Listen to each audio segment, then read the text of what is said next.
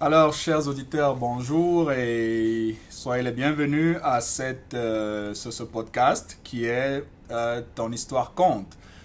Ton histoire compte, mon histoire compte, notre histoire compte en tant que communauté subsaharienne francophone aux États-Unis. Alors, aujourd'hui, je reçois Monsieur John Kaviavou. Bonjour, John. Bonjour Hervé, Comment allez-vous? ça va trop bien, merci. Ah oui, merci beaucoup d'avoir disposé de votre temps ce samedi matin. Nous sommes en début d'hiver et vous avez vraiment tenu à être là pour nous parler de votre expérience, de comment a été votre intégration aux États-Unis. Merci de m'avoir. Est-ce que vous pouvez rapidement juste un peu nous dire qui est John Kaviavou? Si quelqu'un qui ne vous a jamais rencontré, ne vous a jamais connu, Ouais. après vous avoir écouté, il dira qu'il a affaire à qui? Alors, John Kaviavou, je suis originaire de la République démocratique du Congo Oui. et je suis aux États-Unis depuis un peu plus de 15 ans maintenant. Wow. Ça fait longtemps. C'est un va doyen, vite. quoi. Voilà, exactement. Et voilà, je travaille dans les finances. Oui. Donc, dans mon travail de chaque jour, je travaille avec les entrepreneurs Mhm. pour leur faciliter l'accès au financement, mais aussi l'accès à l'assistance technique. Mhm. C'est un peu cela que je fais. Oui. Et c'est pour moi un plaisir d'être là pour échanger avec vous et inspirer ceux-là qui nous écoutent. Oui. Et, voilà, Ok. ça fait donc un grand plaisir. Donc, on sait que John Kaviavou vient de la République démocratique du Congo, les grands chanteurs et les grands danseurs. Est-ce que vous êtes aussi vous êtes aussi un grand chanteur, un grand danseur, en lingala surtout? Alors ça c'est intéressant, ça c'est intéressant. Je sais que bon voilà, la musique congolaise, en fait le Congo, la Ouais. République démocratique du Congo est Oui. aussi connue pour sa musique Ah ah. depuis très longtemps. Ah oui, en vous battez Afrique. les Camerounais de très loin. Vraiment. Mais bon, mais il n'y a pas que ça. Et aux États-Unis, Ouais. est-ce que vous avez réussi aussi à imposer cette image de la République démocratique du Congo versée dans la musique, le chant, la danse? Est-ce qu'on peut aussi dire, ah, John sait chanter?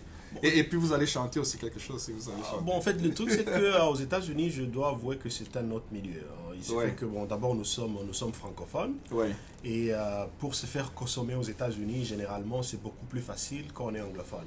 Ah oui. Et c'est pourquoi vous trouverez, par exemple, que c'est la musique nigériane et autres qui percent facilement dans ce Oui. pays. Parce que Mhm. déjà, au départ, en fait, c'est une société, c'est un pays anglophone. Oui. Et donc, facilement, il se fait consommer ici. Tandis que pour nous, les francophones en général, et la RDC en particulier, on a encore du travail à faire. On a Ok. encore du travail à faire. Oui, Je crois c'est que- pourquoi vous ouais. et moi, on est là Ouais, avec ce podcast. tout à fait. Notre histoire compte. Dans un jour, on aura l'histoire de la musique congolaise ou camerounaise ou centrafricaine, francophone, Voilà. aux États-Unis, qui est en train d'apporter de la valeur, peut-être même créer des emplois pour les artistes qui pourront communiquer cette richesse culturelle que nous amenons ici aux États-Unis. Bon, on est quand même allé un peu loin, on va revenir un peu sur les bases. Alors, comment était votre vie en RDC avant que vous ne veniez aux États-Unis? Je suppose que 15 ans, ça veut dire qu'avant les 15 ans, vous aviez une vie, une éducation, une expérience, une vie en RDC. Et comment cela a été? Alors, je dirais que d'abord, je suis né à l'est de la République démocratique du Congo. Comme vous le savez, le Congo, c'est un pays continent, comme on a l'habitude de le dire. Oui. Alors, déjà, sur le plan linguistique, on est divisé en 4 parties. Il y a la partie swahiliphone, la partie lingalaphone, la partie chilubaphone Wow. et kikongophone. Intéressant. Oui, mais à part cela, bien évidemment, il y a des dialectes. Donc, Ah en oui. RDC, on a plus de 450 tribus. Impressionnant. Oui, C'est oui. presque, au Cameroun, on est à Mm. 256 Voilà. ou quelque chose comme ça. Oui. Exactement. Alors moi je viens donc de l'Est et du coup nous sommes frontaliers avec le Rwanda et puis l'Ouganda. Mhm. Donc la partie un peu chaude de la RDC quoi. Oui. En termes de sécurité et autres, bon, ça c'est une autre histoire. Oui. Mais alors ma vie, c'est que je fais une bonne partie de ma vie à l'Est du pays, là où je suis né, où je fais mes études primaires. Mhm. Mais pour mes études secondaires, je suis allé à Kinshasa, donc la capitale, et c'est là que j'ai eu mon diplôme d'État. Wow. Et après avoir obtenu mon diplôme d'État, je suis allé faire mes études universitaires. Je suis retourné en fait à l'Est pour faire le bachelor en Oui, économie. oui. Et après cela, je suis allé en Inde. Oh, Ouais, impressionnant. donc je suis allé en Asie, précisément en Inde, pour faire ma maîtrise, ma première maîtrise en développement. Mhm. Et c'est après mes études en Inde que je suis retourné au pays. Ouais. Je me suis marié. Et pendant que je cherchais de l'emploi dans mon domaine de Ouais. formation, j'ai commencé par me lancer dans les affaires de la famille. Parce qu'on avait, en fait, ma famille, c'est une famille d'hommes d'affaires. Ah oui. Alors, on a un business familial, j'ai travaillé déjà dedans pendant que je cherchais du boulot. Mhm.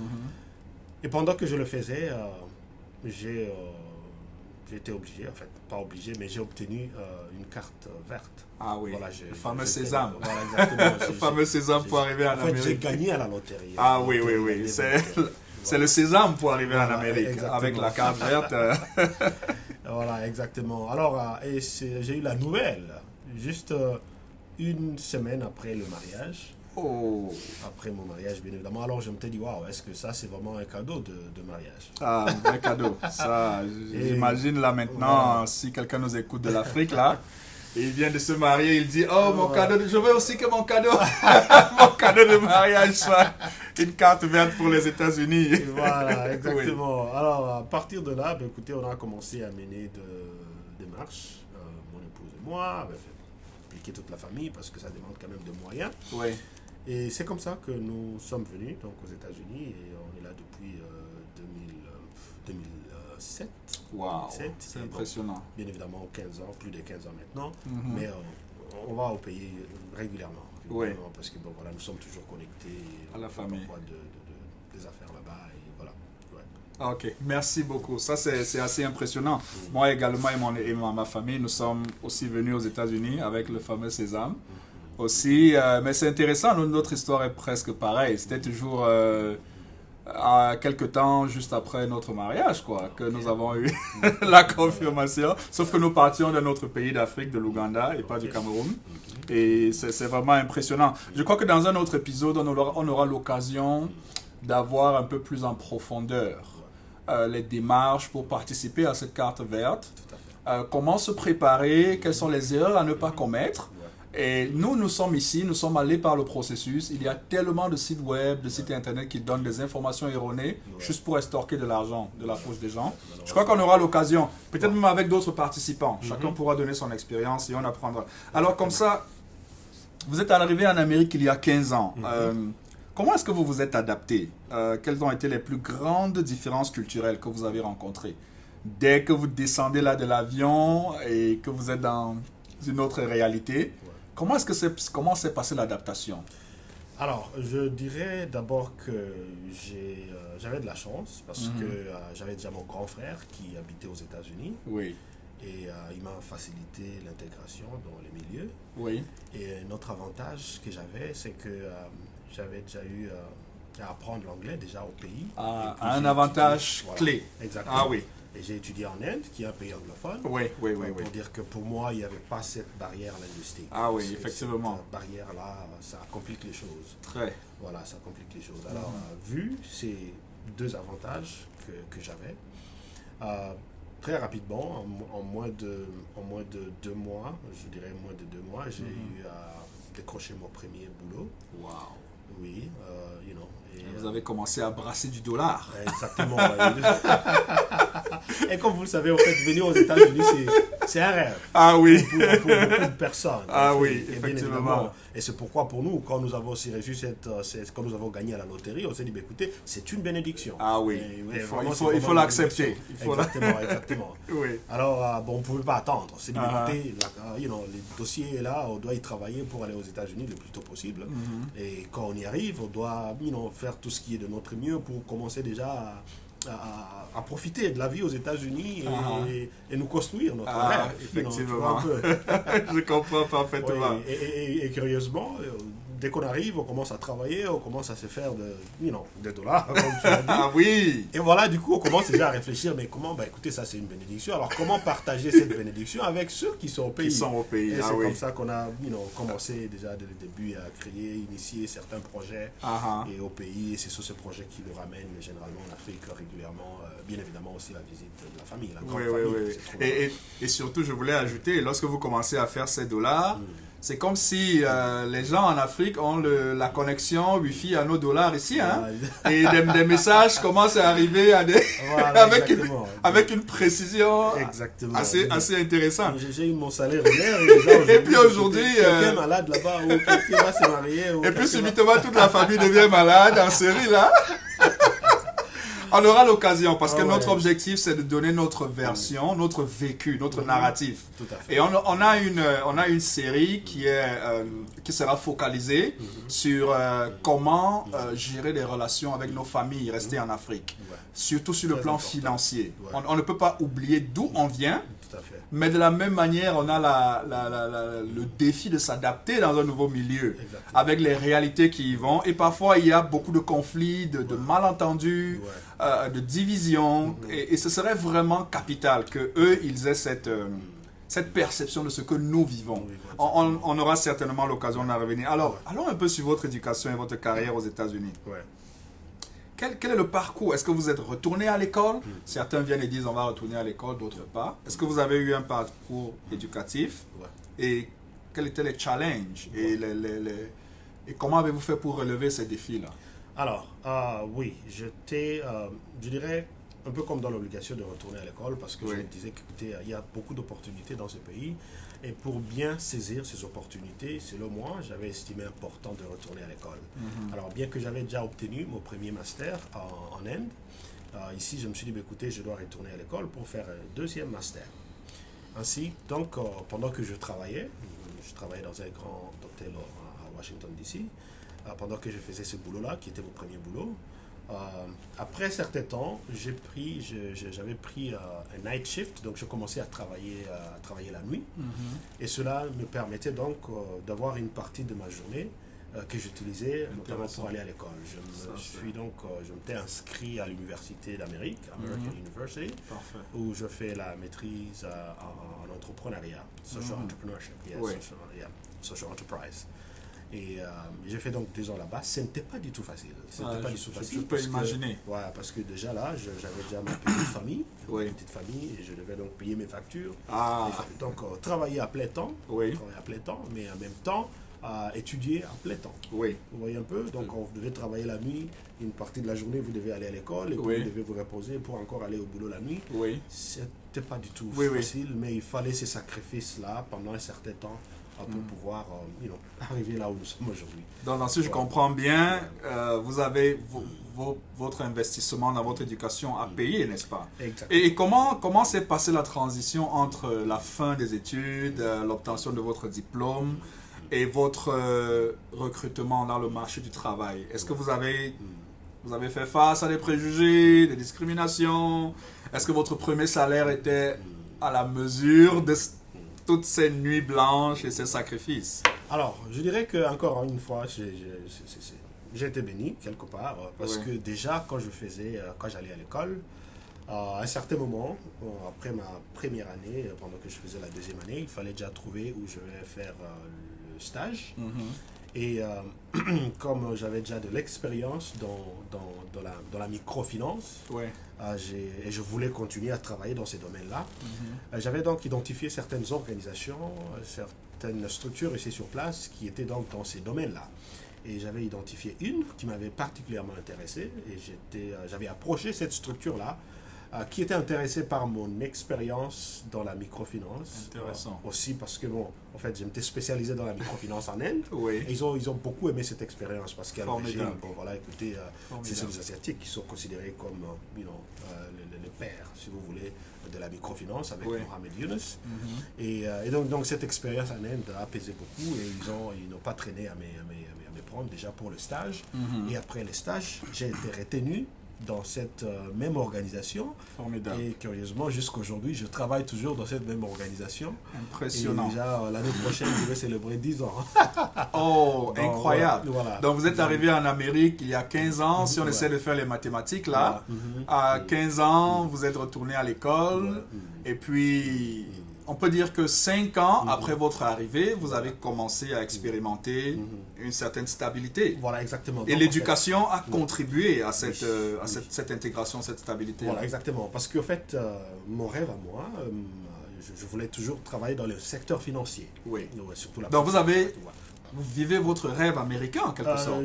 Oui, en fait, C'est impressionnant. C'est-à-dire C'est-à-dire que vous rêviez travailler dans un domaine en Amérique, vous êtes arrivé en Amérique, Ouais. vous avez identifié les points de formation pour y arriver, Exact. et vous vous êtes lancé, vous avez payé le prix, les nuits blanches, le travail dur, Ouais. et vous y êtes 10 ans déjà. Tout à fait. C'est impressionnant. C'est pour encourager nos frères qui sont ici, Ouais. qui pourraient se demander si c'est possible. Ouais. Et aussi encourager ceux qui sont en train de venir, parce que beaucoup viendront, Ouais. que je pense qu'il s'agit d'identifier les bons points qui vous ont contribué à... Est-ce qu'il y a des systèmes qui vous ont aidé? Est-ce que vous avez un système de soutien ou des personnes ou des gens vers qui vous êtes allés qui ont contribué à faciliter cette ascension sociale aux États-Unis? Alors, très bien. Je dirais oui. En fait, déjà, lorsque vous arrivez dans ce pays, il faut clarifier ses objectifs, savoir ce que vous cherchez. Oui. Et sur base de cela, identifier le milieu, identifier l'environnement dans lequel vous devez évoluer pour, n'est-ce pas, atteindre vos objectifs. Effectivement. Parce que c'est très important l'environnement qui vous accueille dans ce pays. Il y a certains milieux où ce sont vraiment de mauvaises informations, des informations erronées qui circulent. Et lorsque vous tombez dans ces milieux-là et que vous n'arrivez pas à comprendre qu'écoutez, ce n'est pas ces milieux-là qui va vous aider à atteindre vos objectifs et le quitter le plus tôt possible, vous risquez de vous retrouver dans des conditions telles que vous faites le surplace. Vous n'évoluez pas. C'est-à-dire les environnements toxiques, quoi. Exactement. Et il y en a, on a toute une autre série sur comment surmonter les environnements toxiques dans les communautés subsahariennes aux États-Unis. C'est toute une série, en fait. Et je pense que les invités qui interviendront avec leurs exemples, qui parleront des erreurs qu'ils ont commises à cause de la toxicité des conseils et comment ils ont fait pour s'en sortir, pour ceux qui ont réussi à s'en sortir, parce que certains ne s'en sortent pas du tout. Voilà, tout à fait, exactement. Alors moi, j'étais déjà conscient de cela. Alors il y a des milieux que j'évitais carrément parce que je devais écouter là, that's not my place, that's not where I belong. Donc je n'appartiens pas à ces milieux-là. J'identifie les milieux où je trouve que, écoutez, là, ça va me permettre d'évoluer d'une certaine manière. Et aussi, je m'étais beaucoup attaché à l'Internet. Donc, je faisais beaucoup de recherches justement à l'Internet pour me former moi-même. Parce que, comme on l'a toujours dit, information is power. Donc, l'information, c'est un pouvoir. L'information est la puissance. Voilà, c'est vraiment, il faut s'arranger, faire un effort pour avoir la bonne information. Oui. Et voilà. Et l'Internet, c'est parmi les amis qui m'ont beaucoup aidé pour pouvoir avoir la bonne information et justement exploiter ces différentes informations que j'arrivais à obtenir ici et là pour justement arriver là où nous sommes arrivés aujourd'hui. Oui. Alors, je peux donner un exemple quand je parle de l'information. L'importance de l'information. Aujourd'hui, comme je l'ai dit, je travaille dans les secteurs financiers et je ne peux pas vous dire le nombre de personnes que je rencontre. Et quand je leur pose l'action de savoir, c'est quoi ton credit score? Ils me disent, écoutez, je ne connais pas. Ça fait des années que je n'ai même pas vérifié. Alors je me dis que là, il y a un problème. Parce que lorsque vous êtes dans un pays comme les États-Unis, pratiquement tout dépend de notre credit score. Fondé sur le capitalisme. Exactement, fondé sur le capitalisme. Et la crédibilité. Vous pouvez décrocher de crédit des grosses sommes d'argent sans que vous ayez l'occasion, sans qu'on vous connaisse physiquement. Mais tout simplement votre profil, votre credit profile. Alors, donc votre credit profile, c'est quelque chose que vous devez garder à l'œil, que vous devez entretenir. Mais quand quelqu'un me dit, écoutez, ça fait 1 an, ça fait 2 ans, je n'ai même pas vérifié mon truc, je me dis que, écoutez, alors tes objectifs, c'est quoi?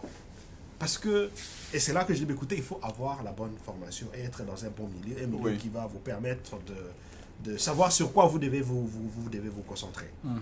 Parce que pour avoir un crédit, aujourd'hui, dans les contextes actuels, même quand vous voulez louer un appartement, on va vérifier votre crédit. Effectivement. Il y a certaines catégories d'emplois pour lesquelles vous appliquez où on va vérifier votre crédit. Acheter une maison, là on n'en parle même pas, c'est votre crédit. Acheter une voiture, c'est votre crédit. Donc pratiquement votre vie tourne tout autour de votre crédit. Alors c'est important de maintenir, d'entretenir votre crédit. Et je voudrais prendre juste une petite pause pour dire que John travaille comme responsable financier avec l'organisation Life Asset avec pour mission, n'est-ce pas, d'aider les communautés africaines, caribéennes à connaître la prospérité financière avec des petits crédits.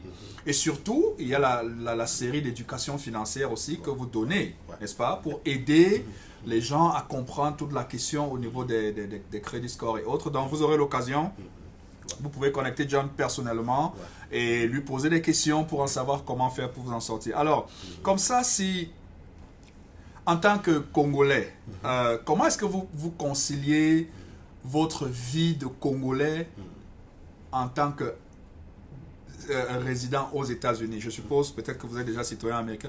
Comment arrivez-vous à concilier vos origines africaines et votre vie aux États-Unis? Et quels sont les challenges et les défis qui sont venus avec? Et comment vous avez fait pour les surmonter? Voilà, alors bien sûr, je suis congolais, je suis africain et j'ai ma culture à moi, j'ai mes croyances à moi. Et parfois arriver dans ce pays qui a aussi ses réalités, qui a aussi ses croyances.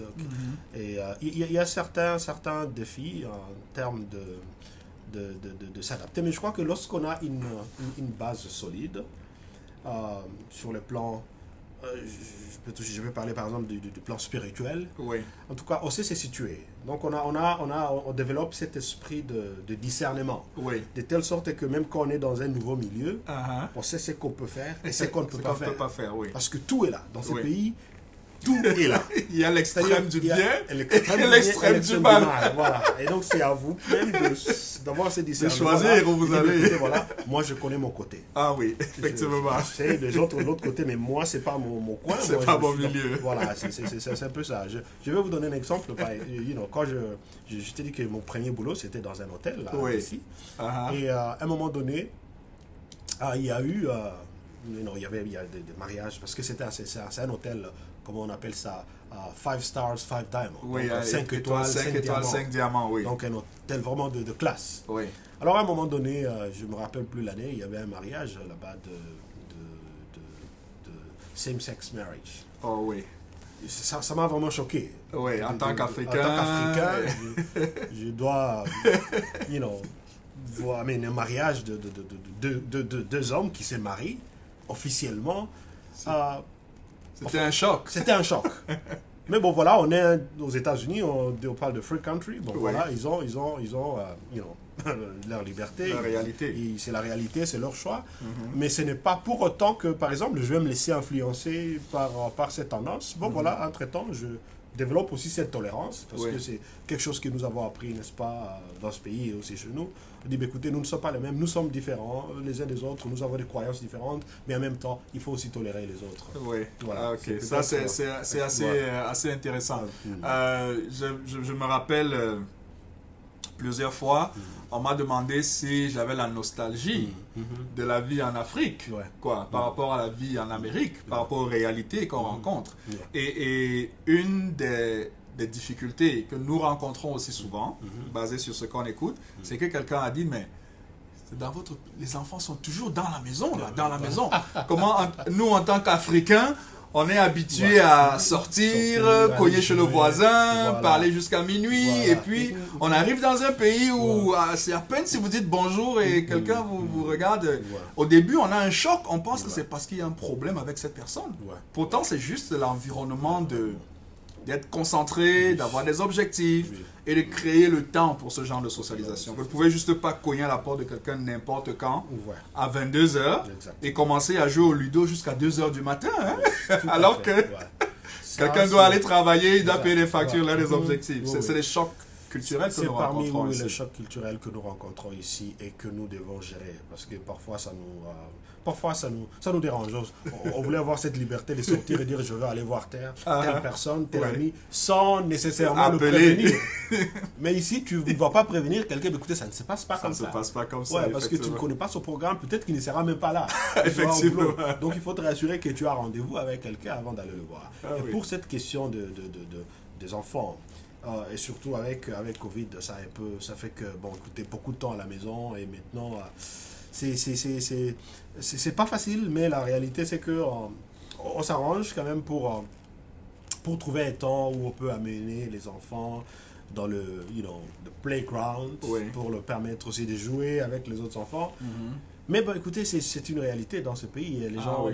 les gens travaillent beaucoup et je crois que, bon, quand on parle de développement, il y a un prix à payer Il y a pour un ça. prix à payer, effectivement. Et voilà, donc on ne peut pas vouloir vivre les deux à la fois. Ah. Donc on ne peut pas vouloir vivre ces réalités africaines ici. Et en fait, c'est vraiment difficile. Et refuser de s'adapter au contexte. Voilà, exactement. Alors, pour terminer, imaginez que vous avez un jeune Africain qui vous annonce qu'il vient aux États-Unis dans les 2 prochains mois. Quelle définition du succès lui donneriez-vous pour le préparer à sa vie en Amérique? Si vous deviez le dire en 1 minute, qu'est-ce que vous le donnerez comme définition du succès? Parce que, toujours en parlant de définition du succès, on a eu cette blague entre nous, Africains, beaucoup. Certains qui ont pensé que lorsqu'ils descendraient de l'avion, ils verraient des dollars versés en route, quoi. Parce que c'est ce qu'ils ont vu dans les films de Hollywood. Voilà. C'est ce qu'ils ont vu dans les chansons des stars américaines, de l'argent qu'on balance un peu partout. Ouais. Quelle définition du succès lui donnerez-vous à ce jeune ou à cette jeune africaine qui arrivera dans 2 mois? Qu'est-ce que vous lui direz pour la préparer ou pour le préparer? Pour terminer. Alors, je dirais tout simplement que définissez vos objectifs Oui, et concentrez-vous à atteindre ces objectifs. oui, Comme on venait de le dire, il y a tous les extrêmes dans ce pays, dans les bons comme dans les mauvais sens. Mais quand vous avez des objectifs clairs, définissez aussi les actions pratiques que vous devez faire pour atteindre ces objectifs. oui, Mais en fait, ces pays offrent justement un environnement qui vous permet de réussir, qui vous permet de réaliser vos rêves. effectivement. Nous avons des cas de réussite où vraiment des gens qui ont émigré pour les États-Unis et ils sont devenus des stars à Hollywood, Oui. dans le monde de la Ah, technologie. j'en connais. Donc, vraiment, tous les horizons sont ouverts. Oui, Quel que soit le domaine dans lequel vous voulez évoluer, je pense que aussi aux États-Unis, vous pouvez toujours réussir. Question de vous concentrer, question de vous fixer des objectifs Oui. précis et vous concentrer pour, n'est-ce pas, atteindre ces objectifs. Oui. Mettre à côté toute sorte de distraction. Oui, oui, oui. Parce que, Et on va dire ouais. qu'avec votre cas, ça vous a pris environ 5 ans pour Voilà. entrer dans l'industrie de Dans votre l'industrie, rêve. exactement. Et ça fait 15 ans que vous êtes là, mais vous Voilà. êtes toujours en train de travailler vers un Voilà. idéal, vers un Exactement. objectif. Une Exactement. question de dire, ce n'est pas aujourd'hui que ça se termine. Donc, merci beaucoup, Monsieur John. Merci d'avoir partagé votre histoire. C'est très riche en conseils, en idées. Et justement, si vous qui nous écoutez, vous aimeriez partager votre histoire de votre succès aux États-Unis, ou alors des défis que vous rencontrez et de comment vous travaillez pour les surmonter, ou alors vous voulez montrer comment vous avez fait, vous voulez partager comment vous êtes sorti de certaines erreurs et vous voulez éduquer et informer la communauté subsaharienne francophone. Nous sommes d'abord en train de vouloir parler à la communauté francophone. N'hésitez pas à nous contacter avec les numéros et les liens qui sont rattachés à ce podcast. Nous serions heureux de vous avoir, d'écouter votre témoignage comme celui de John.